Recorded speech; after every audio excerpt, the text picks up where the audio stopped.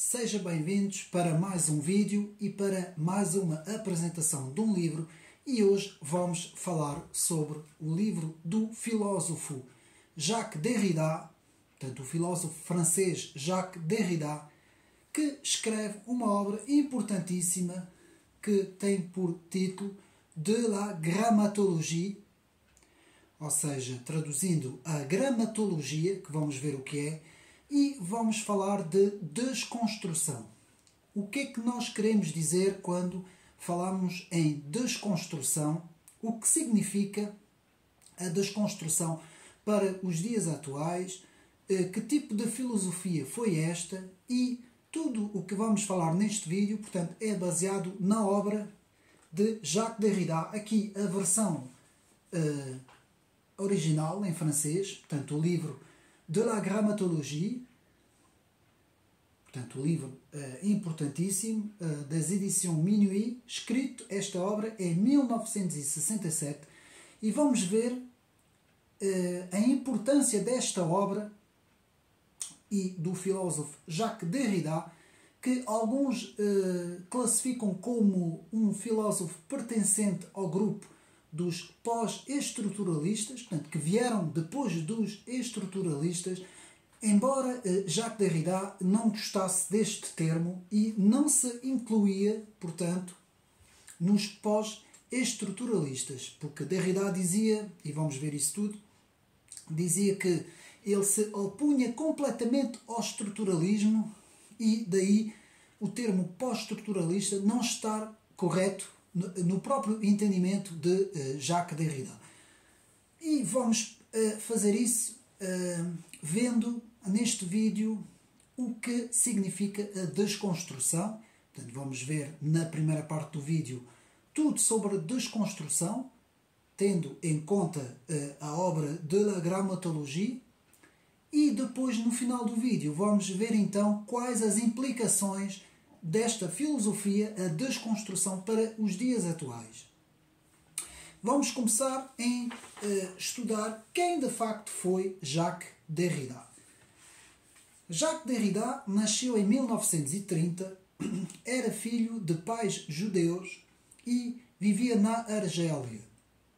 Depressa, Derrida se sentiu atraído pelos estudos da filosofia, onde fez, portanto, digamos assim, os seus primeiros estudos na Escola Supérieure Normale, portanto, na ENS, que é chamada a escola.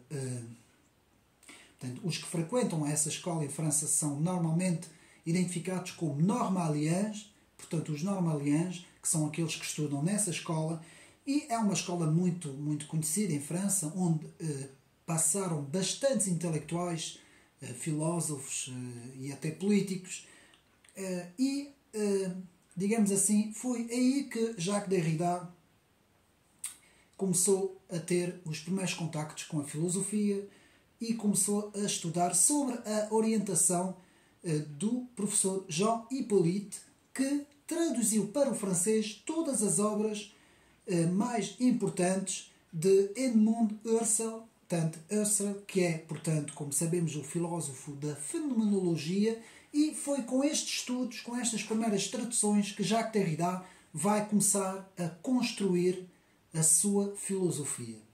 E, meus amigos, a filosofia de Jacques Derrida é uma rejeição de muita coisa, como nós vamos ver de seguida. No livro que hoje vamos ver, De la grammatologie, que já vamos ver o que é que isso significa, o que é que este termo quer dizer, o livro está dividido em três partes. Portanto, o livro que eu tenho aqui, que sensivelmente prefaz quase 450 páginas, não chega a isso, mas é um livro bastante interessante, aqui na versão francesa. Portanto, por acaso não sei se ela existe traduzido em português, mas este é o texto original, não é? Aqui muito bem, nas edições de Minuit, muito bem, digamos assim, traduzido, muito bem escrito. Então, a obra é dividida em três capítulos. A primeira parte, que é a escritura antes da letra, onde vamos ter três grandes pontos, digamos assim: o fim do livro e o começo da escritura. O segundo ponto, a linguística e a gramatologia. O terceiro ponto, a gramatologia como ciência positiva. Depois passamos para o segundo capítulo, natureza, cultura e escritura. A violência da letra, de Lévi-Strauss a Jean-Jacques Rousseau, primeiro ponto. Segundo ponto, o suplemento perigoso. Terceiro ponto, a questão do método. Passamos então para o terceiro ponto, inícios e estrutura do ensino sobre a origem das línguas, em que temos aqui 4 pontos: o lugar do ensaio, a imitação, a articulação, do suplemento, a raiz, teoria da escritura.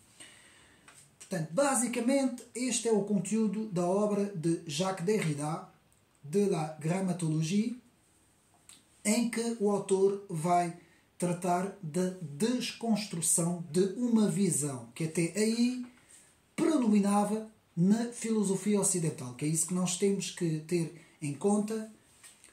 Vamos ver algumas palavras. Convém, meus amigos, ao ler estas obras, ter sempre à mão um dicionário de filosofia, dá jeito também.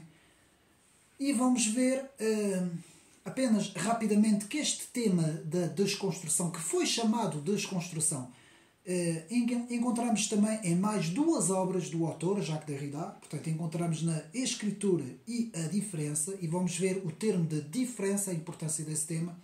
E depois temos também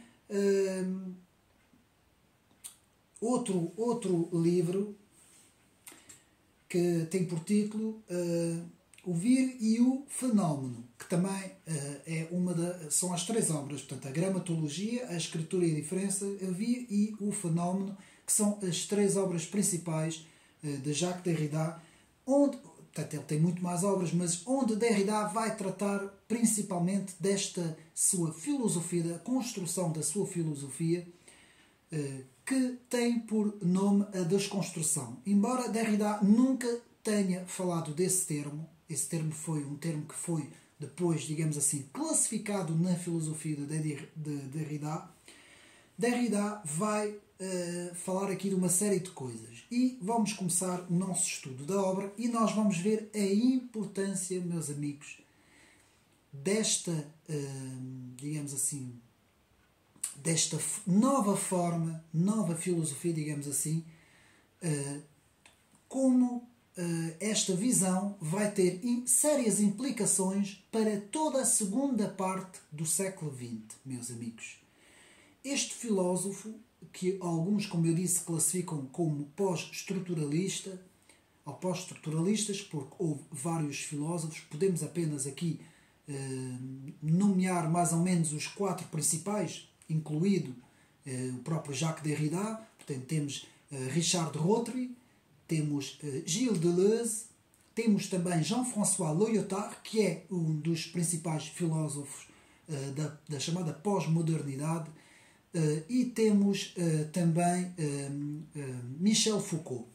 Esses 4 filósofos, e houve mais alguns, mas esses são os 4 principais filósofos chamados filósofos da pós-modernidade ou pós-estruturalistas, não é? Dentro da French Theory, que incluiu uma série de escolas, não é? Entre uma delas a escola estruturalista. Depois vamos ter uma reação, depois de os filósofos estruturalistas terem mais ou menos saído de cena, vamos ter a entrada dos filósofos pós-estruturalistas e então vamos ter Jacques Derrida. E Jacques Derrida vai partir da obra de Edmund Husserl e da fenomenologia.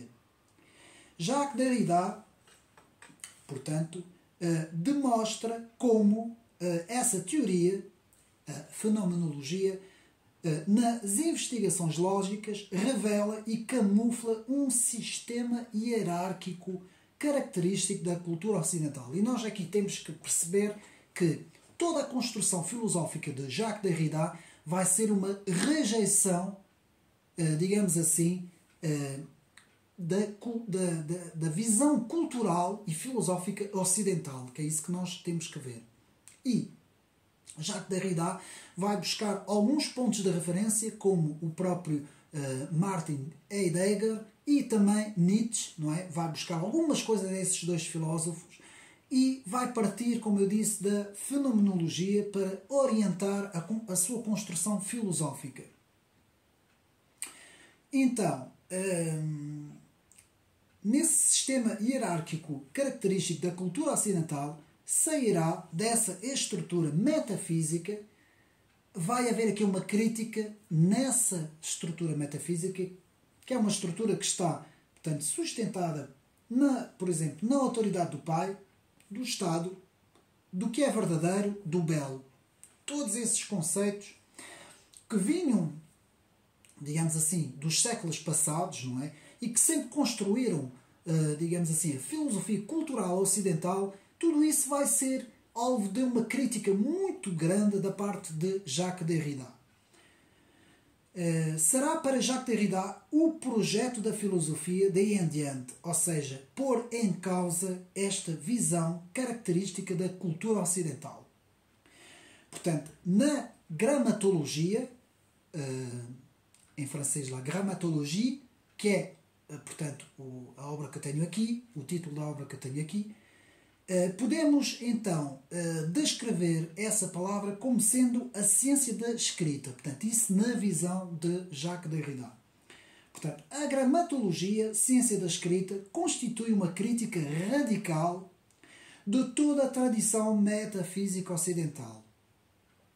Portanto, a palavra escrita é, para Jacques Derrida, um fenómeno original que tem por nome a diferença. E vamos ver a importância deste termo, a diferença, para a construção filosófica de Jacques Derrida. Portanto, a diferença ou marca concebida como uma produção, um jogo que só é percebido pelas diferenças que gera. Há na linguagem uma singularidade que torna impossível qualquer apropriação de todo o pensamento por si mesmo. Então, segundo Derrida, existe uma produção, digamos assim, dentro da própria linguagem, com que um jogo, tudo isso, como vimos, são alguns termos que Derrida vai buscar também ao estruturalismo, não é? Que essas coisas já tinham sido, digamos assim, já houve antes dele filósofos que tinham falado nesses sistemas. E Derrida vai pegar nisso tudo e vai então construir a sua filosofia. E, meus amigos, vai haver aqui alguns termos assim um pouco mais técnicos, mas é importante nós sabermos essas coisas. Eu sei que às vezes estes vídeos parecem um pouco complicados, vídeos um pouco intelectuais, digamos assim, mas tem que ser para nós conseguirmos perceber os fenómenos à nossa volta, o porquê que o mundo caminha na direção e o porquê de políticos, comentadores, jornalistas, enfim, um vasto leque de pessoas saem das universidades já com estas ideias formadas e depois essas ideias vão refletir-se na sociedade. E por isso é que temos a sociedade como nós temos, não é? Com a direção que a nossa sociedade tem, não é? Então, Jacques Derrida, que, como disse, fez os seus estudos na Escola Superior Normal, vai fazer objeção à tendência dos filósofos de reivindicarem objetividade para suas observações. Então nós vamos ver aqui a palavra objetividade, que vai ser uma palavra importantíssima para Jacques Derrida. Jacques Derrida vai pôr em causa essa palavra, ou seja, a objetividade. Então, Derrida vai criticar a tentativa da filosofia de distinguir um tipo de escrita da outra. Portanto, Derrida vai criticar essa tentativa, digamos assim, de fazer distinção nos textos. Portanto, Derrida vai estudar, toda a filosofia de Derrida se vai inserir no estudo do texto. Portanto, o texto escrito, não é? O texto, portanto, pode ser um documento, um livro, agora aqui não interessa. Derrida vai falar, pode ser dentro da literatura um próprio romance, um livro de literatura. Portanto, Derrida vai pegar aqui no texto em si e vai fazer aqui uma crítica neste texto. Derrida surge assim com Derrida, que vai ser o mestre dos códigos duplos e do significado oculto. E Derrida convida-nos assim a novos modos de leitura de escrita. O que é que Derrida vai fazer? Toda a tradição ocidental tinha uma forma de ver as coisas.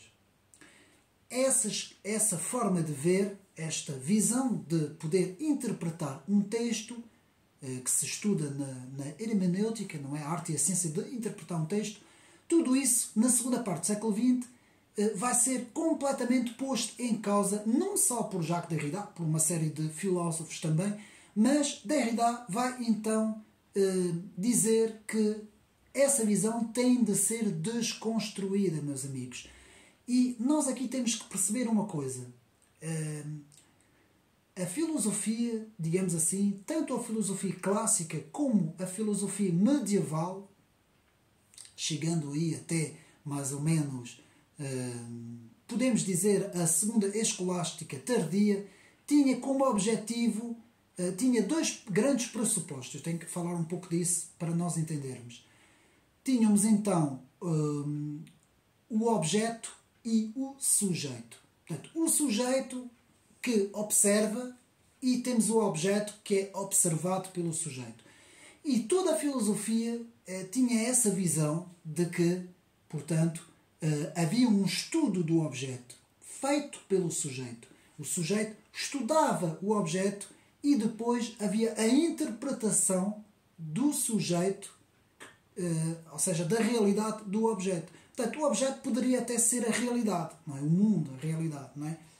Tudo isso a partir da segunda escolástica, progredindo na modernidade, chegando até a pós-modernidade, tudo isso vai ser posto em causa. E é muito importante percebermos isso porque normalmente os filósofos pós-modernos rejeitam completamente a modernidade, porque em termos científicos a modernidade ainda guardou esta visão do sujeito-objeto, que ela foi completamente, digamos assim, dissolvida com os filósofos da pós-modernidade. E nós vamos ver porquê. Portanto, Derrida vai investir contra o chamado logocentrismo. E é aqui a chave para nós entendermos a filosofia da desconstrução e para entendermos todo o fenómeno pós-moderno e tudo o que se está a passar à nossa volta, meus amigos. Se nós hoje temos fenómenos completos, parece, de uma desconstrução da identidade do próprio homem, desconstrução da própria civilização ocidental, tudo isso tem as suas bases nesta palavra, o logocentrismo, ou seja, digamos assim, na investida de Derrida, de Jacques Derrida, no logocentrismo. E nós vamos ter que perceber o que é que significa o logocentrismo. Portanto, podemos ver que Derrida nos diz, portanto, nas palavras de Jacques Derrida, nossas declarações são representações do mundo. Portanto, Derrida parte desta primeira base, ou seja, Jacques Derrida nega que a linguagem tenha um significado fixo da realidade. É a mesma coisa que eu dizer que isto aqui é um livro, mas, segundo esta nova interpretação de Jacques Derrida, a frase que eu estou aqui a dizer, isto é um livro, pode não querer dizer que isto é um livro. E nós vamos ver a complexidade e a loucura também do que é esta nova interpretação e nova construção filosófica. Então, isso quer dizer que Jacques Derrida quer abrir-nos novas possibilidades dentro da hermenêutica, não é? A ciência que estuda, a ciência e a arte que estuda um texto, novas possibilidades na conversação com um texto. Nós temos que ver uma coisa, por exemplo, na literatura, quando nós lemos uma obra de um autor, um clássico, por exemplo, nós temos o texto que o autor escreveu. E nós, ao lermos o texto, claro, não estamos a fazer uma interpretação, mas normalmente a interpretação que fazemos é a interpretação do autor, não é? Então vamos ter aqui uma coisa que se chama a ideia central do texto. A ideia central do texto e o texto que foi o autor que escreveu. Então há uma ideia central desse texto. Na desconstrução, que depois mais tarde vai ser assim chamado, a construção filosófica de Jacques Derrida, isto já não existe. Não vai haver isso e nós vamos ver porquê. Então, quando falamos, o que dizemos o que dizemos é transmitido imediatamente para o mundo. A fala comporta um sentido de imediatismo, porque Derrida vai falar aqui, portanto, em duas coisas, da diferença entre a fala e na diferença entre a escrita. E por isso é que eu estou agora aqui a falar da fala. Então, quando nós falamos, aquilo que nós dizemos é imediato. É uma coisa que sai logo, o significado é imediato. Mas na escrita não é assim. Tanto que um autor pode escrever um texto, este autor, passando uns anos, morre, por exemplo, e passando 100 anos ou 200 anos, esse texto vai continuar, não é? Que foi escrito por esse autor, mas Derrida diz que já não é fixo. Ou seja, o sentido desse texto, que era do autor, foi no tempo, no espaço e no tempo deste autor. Isso é um bocado complicado de compreender, mas meus amigos vão chegar aí. Mas depois já pode não ter o mesmo significado.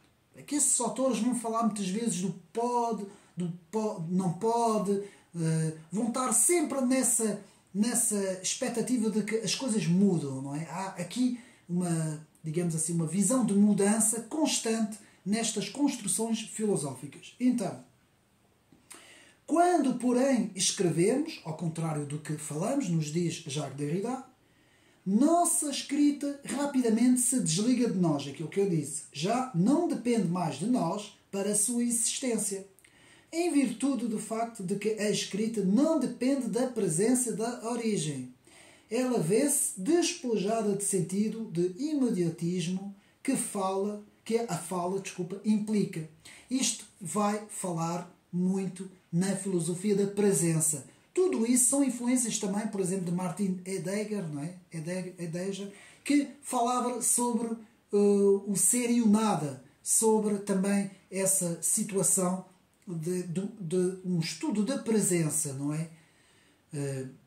Porque Jacques Derrida vai sempre buscar algumas outras coisas, aliás, como muitos dos filósofos fizeram, sobre outros autores, digamos assim, que antecederam as suas construções filosóficas. Então, há uma diferença entre a fala e a escrita. A fala é imediata e depois dissipa-se. A escrita não é imediata e perdura com uma mudança de sentido e de significado. Então Jacques Derrida vai criticar o chamado logocentrismo. O que é que quer dizer o logocentrismo? Bom, o logocentrismo, na tradição filosófica ocidental, o logocentrismo é o método filosófico que se volta para o logos, aquilo que nós chamamos o logos, a palavra como portadora de significado. Bom, o logos, não é? É uma palavra que tem um significado. Por exemplo, se nós pegarmos nas Escrituras Sagradas, e o próprio Cristo fala sobre isso, intitula-se como sendo o Logos, a palavra, não é?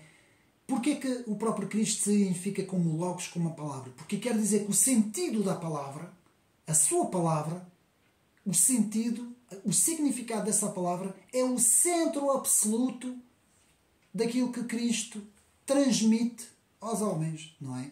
Ora, se o logocentrismo é desconstruído, se há um ataque ao logocentrismo, eu agora estou aqui a falar para cristãos, há um ataque ao próprio sentido e significado da palavra, que pode estar inserida num texto. Estão a perceber o porquê da importância da desconstrução do logocentrismo, não é? Ou do logos, não é? Então, o logocentrismo relaciona-se com o que Jacques Derrida chama metafísica da presença. Muito importante com com esta palavra presença, portanto, esta frase, não é? Metafísica da presença, porque, segundo Derrida, significa a existência na base da nossa linguagem de uma presença do ser e de uma essência. Tudo isso vai ser atacado por Jacques Derrida.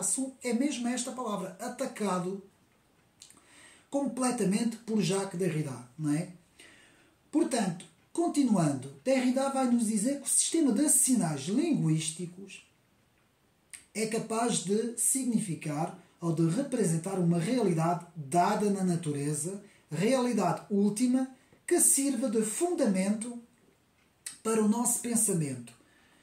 O significado transcendental, por exemplo, Deus, a ideia, o espírito, a verdade, tudo isso é um significado para Derrida, é um significado transcendental, não é? Então o que é que Derrida vai dizer? Ele vai acusar os filósofos ocidentais, até aí, não é? Na capacidade de nossas afirmações representarem uma realidade objetiva. Eu vou repetir esta frase.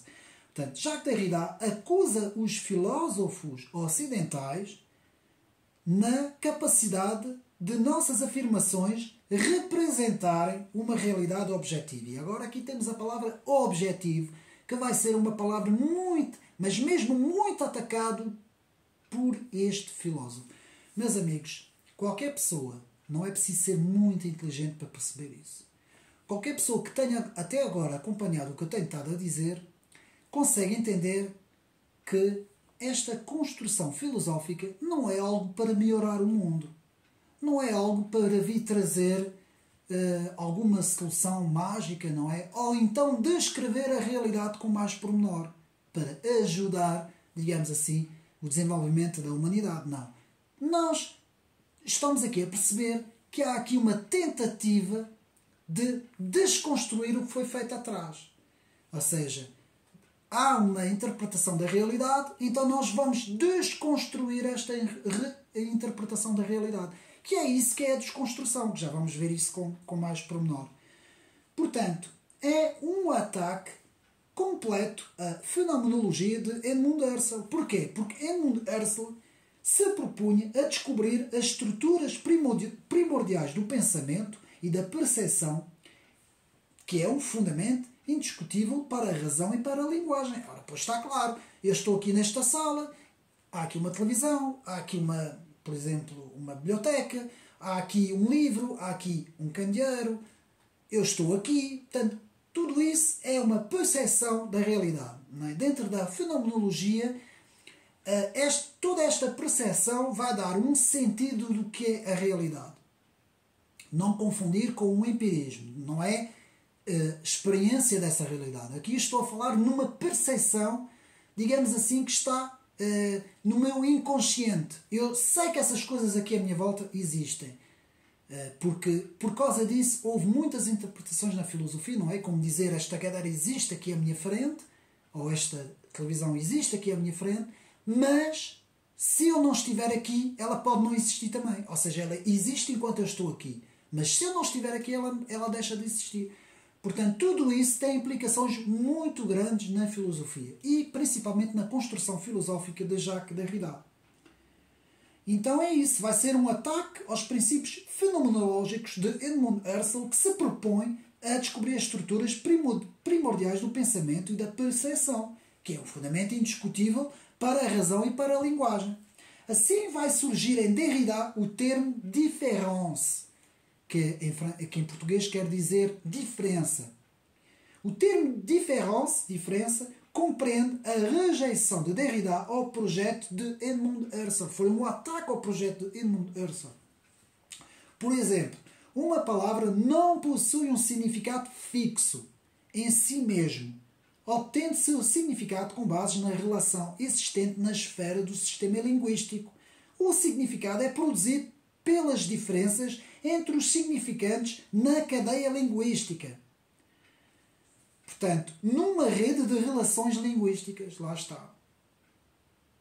Isto é muito perigoso, meus amigos, porque nós estamos a pegar num texto, estamos a pegar em todas as frases que compõem o texto, depois estamos a palavra em todas as palavras que compõem as frases e vamos começar a dizer que o significado de todas essas palavras, que depois dará origem ao texto, elas só têm o seu significado não em relação a um significado fixo. Por exemplo, a palavra azul, não é que ela seja azul, não, ela vai ter o significado de azul porque ela está relacionada com outras palavras. Se ela não estiver relacionada com essas outras palavras, ela já não significa que esta palavra quer dizer azul.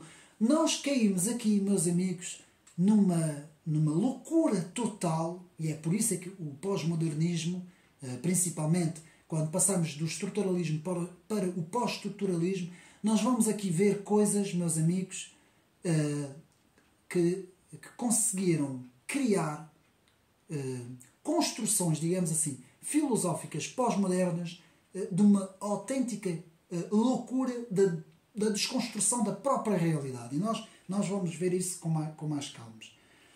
Então isso quer dizer que os significados das palavras que empregamos resulta das suas relações na esfera do contexto imediato, aquilo que eu disse, em que aparecem a chamada localização textual. Eu espero que não esteja a ser muito complicado. Eu estou a tentar facilitar o mais possível. Portanto, a localização textual do texto é que dá significado às palavras. Se eu retirar as palavras da sua localização textual, as palavras já não significam aquilo que elas dizem ser.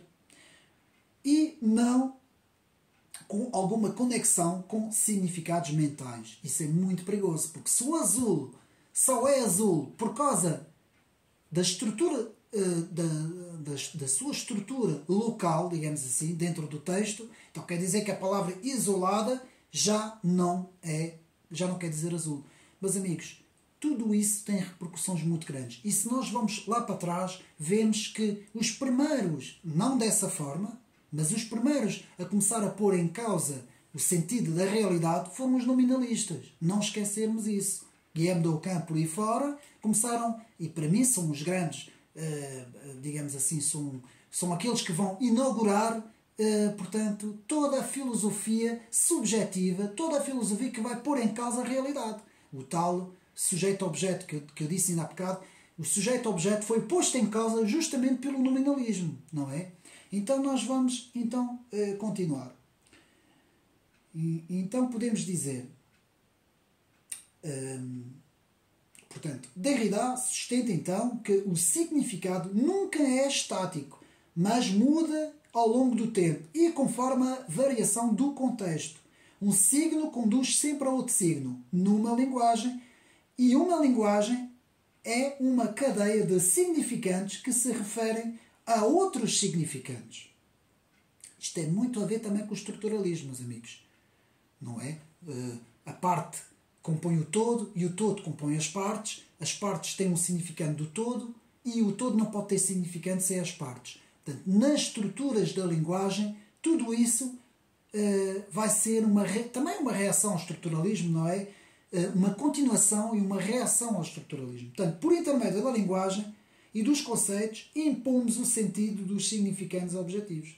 Agora vou repetir esta frase. Por intermédio da linguagem e dos conceitos, impomos o sentido de significado objetivo. Então, para Derrida, não há um fora do texto, um sentido fora do texto. Tudo o que temos é o próprio texto e não algum tipo de significado externo para o qual o texto aponta. Então, se eu pegar, por exemplo, na Bíblia Sagrada, e se eu disser que Jesus fez um milagre, curou um leproso, por exemplo, nesta nova construção filosófica, Derrida vai dizer, não, porque o que está aqui escrito, fora do texto, não tem realidade. Ela só tem realidade dentro do texto, da construção do texto, não é? Que são as frases e as palavras, e ela deixa de ter portanto, teve esse resultado na origem de quando foi escrito, não é? Na construção do texto, mas depois deixa de ter essa realidade. Isto é muito perigoso, meus amigos. E E vou repetir outra vez para ver se a gente consegue perceber. Para Derrida não há um fora do texto. Tudo o que temos é o próprio texto e não algum tipo de significado externo para o qual o texto aponta. O livro é, na verdade, a nossa leitura do texto. Ou seja, há 100 anos atrás alguém lia uma passagem bíblica de o Senhor Jesus, por exemplo, curou um leproso, tinha uma interpretação. Hoje eu vou ler essa mesma passagem, já vou ter outra interpretação. Estão a ver como as coisas são, não é? Como é que se consegue distorcer por completo a realidade das coisas, meus amigos. Tudo com construções filosóficas que vão ter sérias implicações, porque tudo isso vai ser ensinado em praticamente todas as universidades, pelo menos no mundo ocidental, não é? Portanto, continuando, um texto nada mais é do que um jogo de significantes linguísticos. Vejam bem. Não é? Então, chegamos então à filosofia de Jacques Derrida. A construção filosófica de Derrida, que depois foi chamado desconstrução. Meus amigos, ele nunca falou, o próprio Derrida nunca falou, ele usou às vezes o termo, mas nunca se autodenominou como o filósofo da desconstrução. Isso foi depois nos estudos que foram feitos, não é, por especialistas, por estudiosos, que depois classificaram, portanto, digamos assim, ou rotularam, digamos assim, Jacques Derrida do filósofo da desconstrução, o filósofo da pós-modernidade, pós-estruturalista da desconstrução. É assim que ele é classificado dentro do estudo da filosofia. Então temos a desconstrução. Então, Derrida tem Heidegger como seu mentor na origem da sua filosofia da desconstrução. Portanto, Martin Heidegger foi uma influência muito grande. Heidegger, é assim que se pronuncia corretamente, não em francês. Eu digo em francês, mas peço desculpa, é Heidegger em português. Martin Heidegger em português. E Martin Heidegger vai ter uma influência muito grande no pensamento de Jacques Derrida. Derrida tem como meta a destruição do ideal moderno que vê a filosofia como um questionamento, bem como de que há algum tipo de correspondência direta da linguagem e o mundo externo. Ora, a passagem da interpretação que depois cria uma correspondência na linguagem para o mundo direto vai deixar de existir, vai ser desconstruído. O desconstrucionismo é um ataque, como eu disse, ao logocentrismo. O alvo da desconstrução é, digamos assim, despir-nos do logocentrismo, portanto, despir-nos completamente do logocentrismo, mostrando-nos a impossibilidade de demarcação de uma linha nítida entre a realidade e as nossas representações linguísticas. Portanto, há uma impossibilidade na realidade e nas nossas representações linguísticas. Portanto, sua meta maior é a linguagem escrita, os textos. Ou seja, não há capacidade para descobrir o significado inerente a um texto. Pronto. Aqui está resumido a filosofia da desconstrução. Vou repetir. Eu vou repetir esse pequeno parágrafo para nós percebermos. O desconstrucionismo é um ataque ao logocentrismo. O alvo da desconstrução é despir-nos do logocentrismo, mostrando-nos a impossibilidade de demarcação de uma linha nítida entre a realidade e as nossas representações linguísticas. Sua meta maior é a linguagem escrita, os textos. Ou seja, não há capacidade para descobrir o significante inerente a um texto. Pronto. O alvo imediato da desconstrução é a filosofia. Derrida vai dizer que o alvo da desconstrução é a própria filosofia. Derrida crê que a tradição filosófica ocidental é irremediavelmente logocêntrica. Portanto, eu vou repetir. Derrida crê que a tradição filosófica ocidental é irremediavelmente logocêntrica e objetivista. Meus amigos, isto é tudo aqui, de uma ponta a outra, que está aqui nesta obra, Jacques Derrida de la grammatologie, que, ao contrário de Wittgenstein, por exemplo, não é tão pesado e difícil de ler. Meus amigos, fazemos a comparação entre um estruturalista, Ludwig Wittgenstein, e depois estudamos Jacques Derrida, e é muito mais fácil ler isto, digo-vos já. Wittgenstein, meu Deus, é muito difícil perceber aquela linguagem que ele utiliza, não é? Mas mesmo assim, do princípio ao fim, Jacques Derrida tenta-se opor ao logocentrismo e à objetividade, não é? Ou seja, o real significado objetivo, não é? Então, e agora é o ponto principal. O alvo da filosofia é desconstruir todos os sistemas filosóficos ocidentais. Eu vou repetir esta frase, mesmo para quem ainda não compreendeu muita coisa que eu estive a dizer até agora, eu vou repetir, porque isto aqui é fácil de entender, meus amigos. O alvo da filosofia de Jacques Derrida é desconstruir todos os sistemas filosóficos ocidentais. Está aqui resumida a frase. Portanto, devemos abandonar a busca, palavras de Jacques Derrida, devemos abandonar a busca por um significado fora do texto e transcendental. Já não se pode pressupor um fundamento ontológico, portanto, um fundamento ontológico para um certo conhecimento. Ou seja, um fundamento do ser, que é aquilo que eu estava ainda há bocado a dizer, o sujeito que estuda o objeto, não é? Para ter um certo conhecimento do objeto. Já não se pode, então, pressupor esse fundamento, meus amigos. Tudo isso é desconstrução, é desconstruir as coisas. Porquê? Vamos agora puxar um bocadinho pela cabeça. Porquê que isto foi tudo feito dessa forma? É simples, meus amigos. Para não descobrir a verdade. Como é que se faz para não descobrir uma verdade? Criando várias mentiras. Ou meias verdades, não é? Muitas vezes se diz que uma meia verdade acaba por cancelar a própria verdade, não é? E é verdade, ainda por cima o que eu estou a dizer. É um jogo de palavras, mas é assim. Então, vamos continuando. É preciso que, sempre nas palavras de Jacques Derrida, não sou eu que estou a falar, é preciso que abandonemos o velho ponto de vista segundo o qual a leitura de um texto, é uma tentativa de penetrar o texto a fim de compreender o seu significado. Em vez disso, devemos abraçar a ideia de que a leitura é um ato violento pelo qual tomamos posse do texto.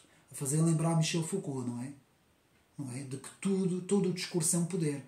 Estão muito semelhantes, estão a ver os filósofos chamados pós-estruturalistas, não é? Estão muito semelhantes no objetivo deles, não é? Quer dizer, dando a entender de que o significado de um texto, não é? Podemos pegar por exemplo, se eu pegar num livro, por exemplo, um clássico, por exemplo, como, por exemplo, alguma coisa que possamos comparar. Por exemplo, eu tenho aqui o romance Guerra e Paz, de Tolstói, não é? Então, que é um romance, não é? Se eu pegar nos textos desse romance, eu, com esta interpretação, que eu vou repetir, portanto, é preciso que abandonemos o velho ponto de vista segundo o qual a leitura é uma tentativa de penetrar o texto a fim de compreender seu significado. Portanto, se eu fizer essa primeira parte, quer dizer, se eu fizer aquilo que qualquer leitor deve fazer, que é ao ler uma obra, seja ela de literatura ou um livro mais científico ou mais técnico, o autor deve reter o significado do texto, não é? A ideia central do texto, que foi o autor que escreveu. Tem aquilo que o autor está a escrever, não é aquilo que eu quero pensar que o autor escreveu. Então aí eu tenho o real, digamos assim, a real interpretação do texto. Mas, segundo Jacques Derrida, que eu vou repetir, é preciso que abandonemos o velho ponto de vista segundo a qual a leitura é uma tentativa de penetrar o texto a fim de compreender o seu significado. Se eu abandonar isso, em vez disso, devemos abraçar a ideia que a leitura é um ato violento, a qual tomamos posse do texto. Então, isso quer dizer, sabe o quê, meus amigos? Que este romance que está aqui, Guerra e Paz, o autor tinha um objetivo, pode ser um objetivo de poder, um objetivo de violência, um objetivo de manipulação, do público, para quem ele escreveu, para que qualquer pessoa que lesse esse texto fosse manipulado. Está a ver? Está a ver a subtileza dessa desconstrução do real objetivo do texto, não é? Digamos assim. E eu vou repetir outra vez este parágrafo que é muito importante para nós percebermos a desconstrução de Jacques Derrida. É preciso que abandonemos o velho ponto de vista segundo a qual a leitura é uma tentativa de penetrar o texto a fim de compreender o seu significado. Em vez disso, Derrida, devemos abraçar a ideia que a leitura é um ato violento pela qual tomamos posse do texto. Não é? E persegue. O texto é assim uma interpretação minha, e não do autor, pela qual eu vou reivindicar a minha realidade. Vou pegar naquilo que o autor escreveu e vou criar a minha realidade com aquilo que o autor escreveu. O texto será o meu pretexto. É exatamente isso. É exatamente o contrário daquilo que, por exemplo, se estuda em teologia, digamos assim, quando nós estudamos sobre, por exemplo, sobre a hermenêutica e a exegese bíblica, é exatamente o contrário. Portanto, o texto nunca deve servir de pretexto, meus amigos, de quem o lê. O texto é do autor. A ideia do texto é o autor que escreveu.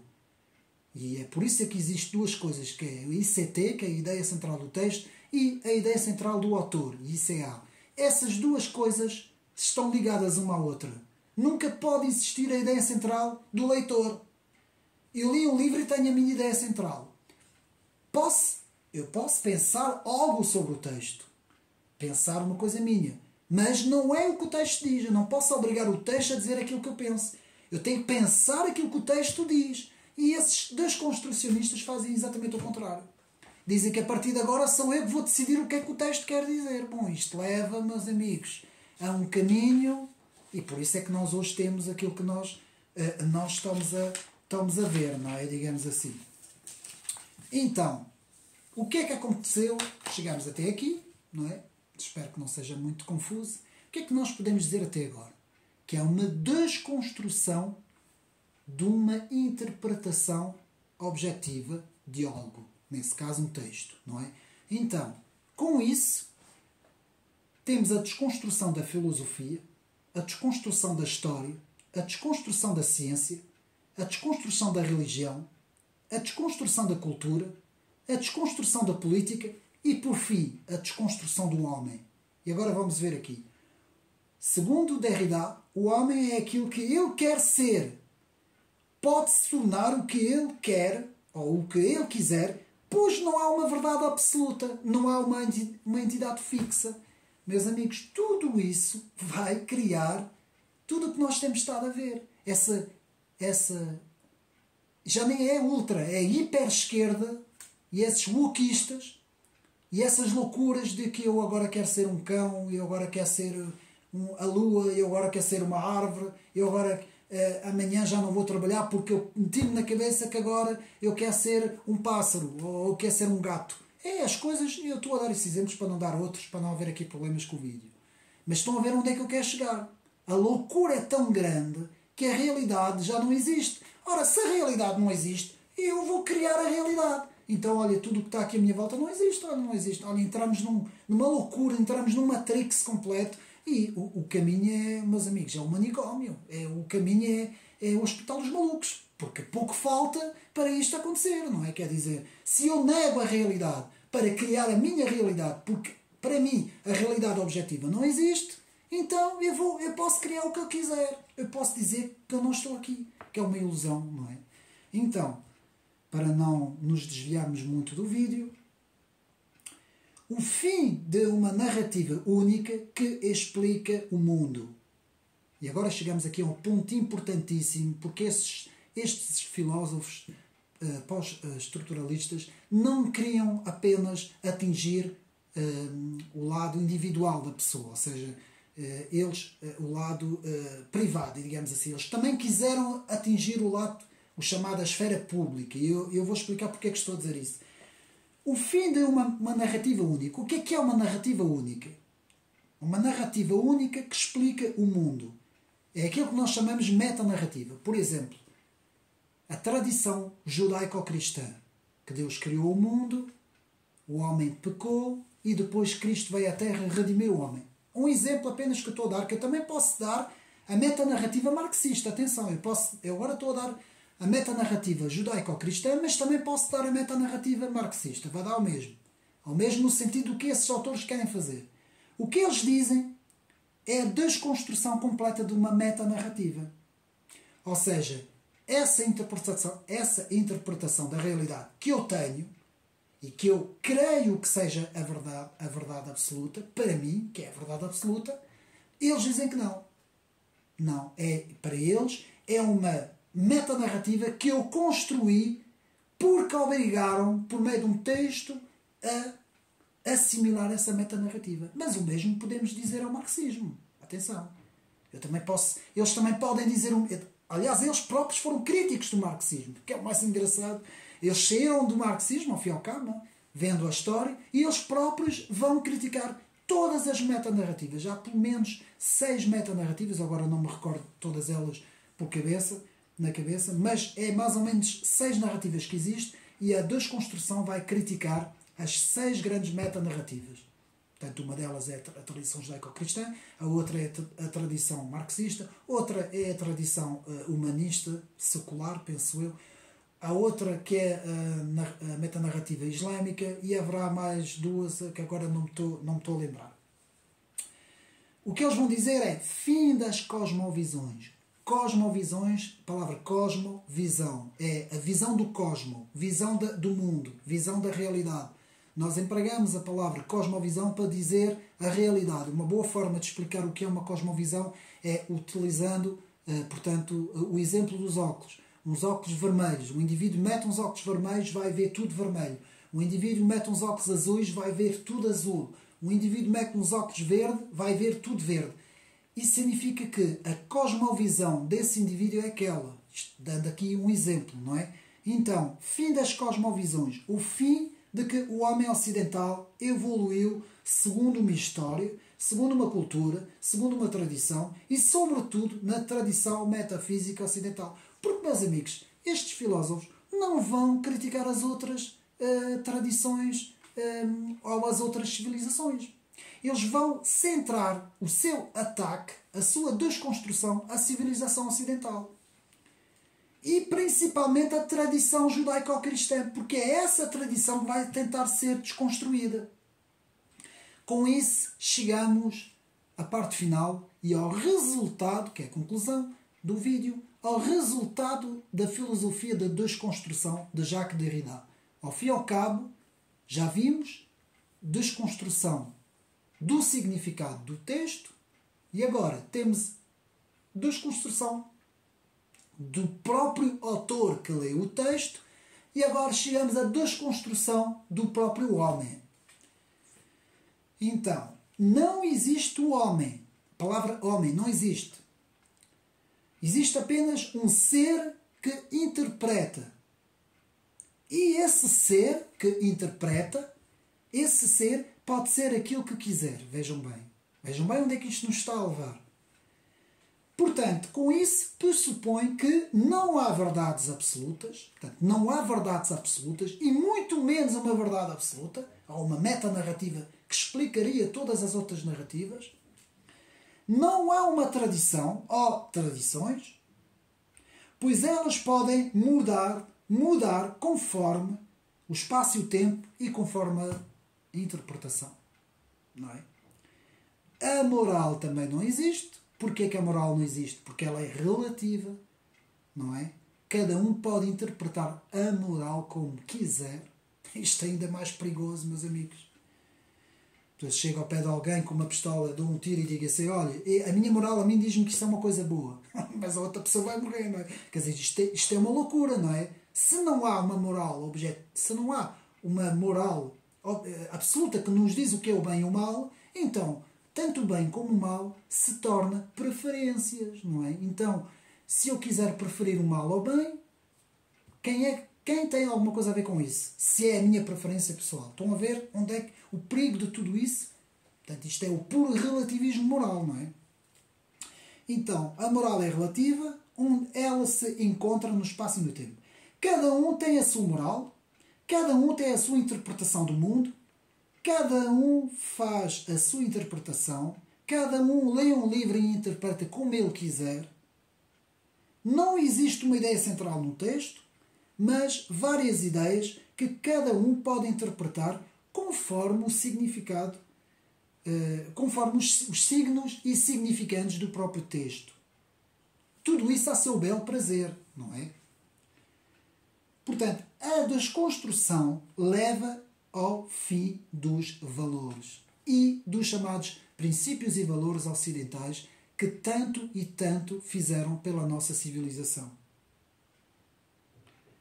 Então, ela potencia os direitos de cada um sobre o outro. Vou repetir esta frase. Ela potencia, já que cada um interpreta a realidade conforme o seu belo prazer, e se dá o direito a cada um de reivindicar os seus direitos sobre os outros, não é? Já estamos a ver onde é que isso vai nos levar. Isto vai nos levar ao wokismo, ao progressismo, não é? Ao ultraprogressismo que nós estamos a ver. Vamos ver que isso tudo nos leva às loucuras pós-modernas, como eu costumo dizer, não é? E agora vejam bem, assim, uma minoria que interpreta a realidade a seu belo prazer pode cancelar, pode anular, pode desconstruir uma maioria por não interpretar a realidade de forma correta segundo esta minoria. Estão a perceber o porquê que o mundo à nossa volta está como está? Exatamente tudo tem a ver com essas filosofias. Muitas vezes nós ouvimos dizer isto é perder tempo, pá, horas e horas de livros atrás de livros de filosofia, mas para que é que isso interessa, meus amigos? É nas universidades, é no mundo académico que saem os doutores, que saem os jornalistas, que saem os políticos, que saem os comentadores, que saem técnicos dentro das tecnologias, que saem futuros grandes, digamos assim, administradores, CEOs, enfim, diretores gerais, não é? Toda essa gente sai das universidades. Ora, se há 50 anos, desde o final da Segunda Guerra, desde principalmente a segunda metade do século XX, se há mais de 70 anos, digamos assim, não é 50, mais de 70 ou 80 anos, que as universidades de todo o mundo ocidental, o meio académico, todas as faculdades, todo o meio do ensino está a ser bombardeado por filosofias pós-modernas, como é que saem as pessoas das universidades? Como é que elas saem? Como é que os futuros políticos vão sair? Como é que os futuros comentaristas, jornalistas, até professores, não é? Porque há professores que saem para ensinar doutrinados e vão eles depois novamente doutrinar, não é? Quer dizer, que é isto que nós temos que ver, a importância das ideias, meus amigos. E eu sou especialista na história das ideias e digo-vos, meus amigos, a história das ideias é que move o mundo. O mundo não é movido em termos económicos, nem sequer em termos tecnológicos, embora a tecnologia hoje tenha já um papel importantíssimo. É as ideias que movem o mundo. E as ideias é que fomentam e formam as ideias das elites, formam as ideias, seja quem for, dos grandes técnicos banqueiros, de grandes fundações, de grandes bilionários. Olha, para dar aqui um exemplo, toda a Silicon Valley, ela própria é ideologia. Aquilo é uma ideologia que está ali. Eles estão completamente formatados, todos com aquela ideologia, meus amigos. Não é? Quando nós vemos aquelas pessoas da iniciativa liberal, não é? Com todo o meu respeito, aquelas senhoras lá da iniciativa liberal, que vemos e do Bloco de Esquerda também, mas agora, pronto, para vermos um pouco a iniciativa liberal em termos, por causa digamos assim, da parte económica, não é? Dessa junção, dessa nova moral pós-moderna, desse novo liberalismo pós-moderno, como eu falo, e dessa parte económica, quando vemos essa visão que essa gente tem, nós podemos dizer que tudo isso é fruto de toda esta escola francesa, principalmente, meus amigos, que depois influenciou as escolas americanas. Meus amigos, Muita atenção a isso. O estudo dos filósofos pós-modernos é importantíssimo nós percebermos. Então eu vou repetir novamente. Então, uma minoria que interpreta a realidade a seu belo prazer pode cancelar uma maioria por não interpretar a realidade de forma correta. É exatamente hoje o que se passa, não é? Então, toda a realidade é reinterpretada. Toda a realidade pode ser reinterpretada. Então chegamos, e por isso é que nós estamos a ter aqui loucuras. A Terra plana, a Lua não existe, qualquer dia vão dizer que isto é tudo Matrix, que o mundo não existe. Então nós entramos numa loucura tão grande porque perdemos o senso da realidade, meus amigos. A realidade tem um senso, o senso comum da realidade, não é? De que as coisas são como são. Não sou eu que vou dizer como é que as coisas são, senão eu vou pegar neste livro e vou dizer que isto é um gato, ou é um cão. Olha, isto não é um livro, é um gato. Porque sou eu que interpreto. Isto é um gato, pronto, olha, e você, quem é você para me dizer o contrário, não é? Se nós entramos nestas loucuras, digamos assim, loucuras cognitivas, uma civilização é muito facilmente destruída por pensamentos destes, meus amigos. E há coisas que neste momento, principalmente nos Estados Unidos, mais do que na Europa, a Europa ainda está a começar, mas nos Estados Unidos há coisas que estão a ser ensinados na sala de aula, meus amigos, que os putos saem de lá completamente malucos, completamente loucos, já não sabem o que é que eles são, quem eles são. Pronto. Então, toda a realidade é reinterpretada, a verdade já não pertence ao estudo da história, o Ocidente é uma falsa interpretação de uma maioria, o homem ocidental é assim, segundo esta visão, alguém que se sobrepõe aos outros, não é? Por reivindicar a verdade objetiva. Aliás, acaba por ser essa supremacia do homem ocidental, como eles dizem, não é? Por achar que ele é que detém a verdade absoluta. Portanto, não existe verdade objetiva, muito importante com esta frase, não existe verdade objetiva, tudo é relativo, cada um interpreta a realidade como quiser, o mundo somos nós que o fazemos. Ou esta frase, quantas vezes nós não ouvimos isso? Eu é que faço o mundo sou eu que o faço como eu quiser. Então podemos refazer todas as coisas. Isto está na origem, na própria origem do marxismo. Refazer o mundo. Na própria origem das teorias coletivistas, já no tempo do século XVIII, da Revolução Francesa, do próprio Rousseau, Jean-Jacques Rousseau, que sobrepunha o coletivo, não é, sobre o resto, não é? E que dizia que se podia refazer todas essas coisas. Esta história de refazer tudo de novo é muito perigoso, meus amigos. Temos que ter muito cuidado com essa história. Portanto, o homem e a mulher, a sociedade, portanto, o homem e a mulher não existe, a sociedade não existe, a cultura não existe, a religião não existe. Tudo isso já não existe. Tudo isso são apenas construções sociais que cada um interpreta. Portanto, isto tem a ver com a desconstrução da realidade para depois construir algo de novo, como nós quisermos, porque já desconstruímos tudo o que estava lá atrás. Podemos dizer desconstruir o homem, desconstruir a mulher, desconstruir a sociedade, desconstruir a cultura, desconstruir a história, desconstruir a religião. Tudo isso é o alvo da filosofia da desconstrução. Meus amigos, cheguei ao fim do vídeo.